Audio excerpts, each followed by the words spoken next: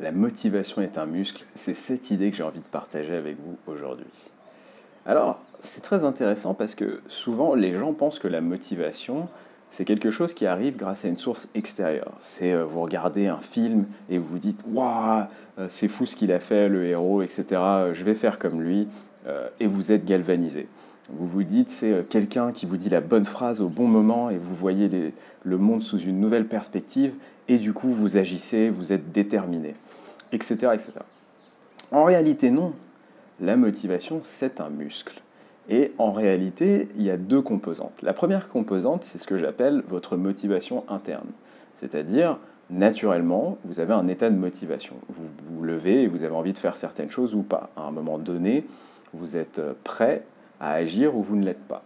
Et il y a une deuxième composante qui est effectivement la motivation extérieure, celle que vous recevez des autres, de la télé, de personnes, de messages subliminaux, pourquoi pas.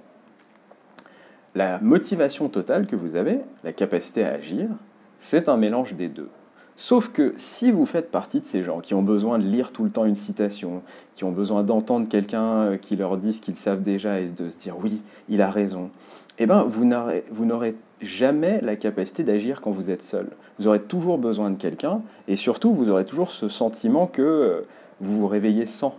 Donc la vie est difficile, vous êtes en dépendance permanente et vous ne produisez rien de vous-même.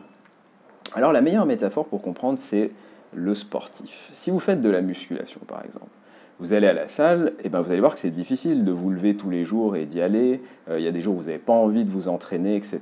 C'est chiant.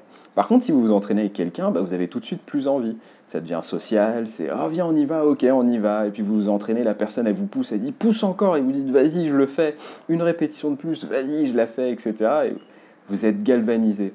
Sauf que quand cette personne n'est pas là, évidemment, vous ne produisez plus rien et vous n'avez pas envie de venir. Et surtout, vos muscles, c'est vous qui les développez. C'est pas parce que cette personne est là que vos muscles ils se développent. C'est parce que quand cette personne est là, vous agissez. Et bien la motivation, c'est pareil. C'est quelque chose que vous devez cultiver. Vous devez vous habituer à produire de l'action. Quand vous avez une envie, accomplissez-la. Et commencez par des choses simples.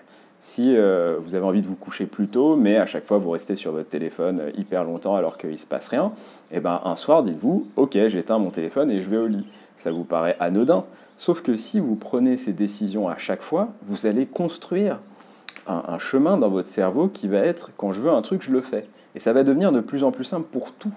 Vous allez commencer par un truc tout bête. Là, il faut que je range, vous le faites. Là, il faut que j'arrête mon téléphone et je vais me coucher, vous le faites. Et puis un jour, vous en arrivez à, tiens, cette relation, elle ne m'apporte plus ce que je veux, je suis amoureux ou amoureuse, et en fait, vous vous dites, bah j'arrête. Et ça va être aussi simple. Parce que vous aurez cultivé ça en amont. Les gens qui ont une grande capacité à s'auto-motiver, c'est d'ailleurs les gens qui ont passé le plus de temps dans l'action. Et c'est jamais des gens qui ont reçu le plus de motivation. Quelqu'un qui est très motivé et qui a cette force, cette énergie, c'est pas quelqu'un que vous voyez tout le temps en train de lire des trucs, d'entendre des choses, etc. C'est quelqu'un qui sait comment se motiver lui-même, qui a développé son muscle à travers le temps.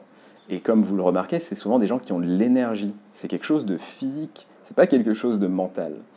Évidemment, vous pouvez mettre des belles pensées dans votre esprit, etc. Et ça va favoriser, si vous voulez, la prise de décision et d'action. Mais à la fin, ça reste quelque chose de physique. Voilà, j'espère que cette idée vous aura intrigué et fait réfléchir un petit peu et prendre du recul sur vos vies personnelles. Et je vous souhaite à très vite. Je sais pas si ça se dit.